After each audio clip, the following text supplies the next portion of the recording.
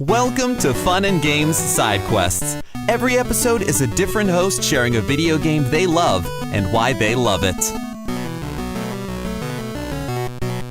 It's easy for one to gush about how fluid and natural the combat feels in 2018's God of War, and how the game makes you feel like a powerful god that is not being held back by in-game systems, or how the Leviathan acts as a natural fit for Kratos' arsenal.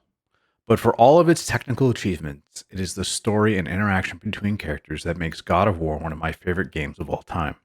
Hi, I'm W McGrath, filmmaker and streamer, and for my side quest, I'll be talking about God of War. The sounds of distant horns, the ambient noise of a forest, and a female voice humming a lullaby greet you as you boot up the game. There's no opening boss battle that drops you right into the action. Kratos, a man who has had a life of lust, blood, violence, and anger, has finally caught up with him. The pain of the past haunts him every day, and now a single father, he must do everything he can to make sure his son Atreus is a survivor and not pay for the sins of his father, nor make the same ones Kratos did. Kratos, who tore apart Olympus and his Greek gods, now lives in the mountains. His wife has recently passed, and as we take control of Kratos, we must chop down a tree and take it back to his cabin so that he may cremate his wife.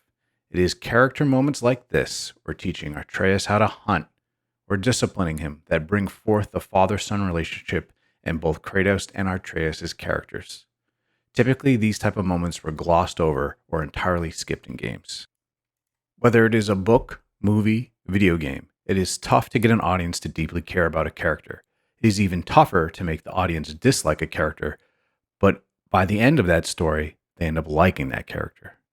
This was my journey with Atreus. At first, I felt bad for him. He was young, and he had just lost his mother. But as that story progressed, and he learns that he is a god, he becomes a brat. But what person or kid would not be a brat learning that they were a god? I can't imagine what type of terror I would be. Atreus has such a great arc that you end up liking him by the end of the journey.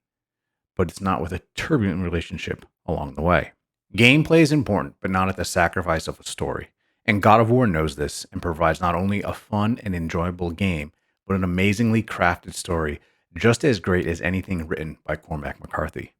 Just as the game opens with subtle character moments, it ends in a similar and appropriate fashion. There are far too few games that will sacrifice story for gameplay. God of War provides great gameplay and is not afraid to tell a great story. Thank you to Jeff and Matt for letting me do this. This is W McGrath, and happy gaming.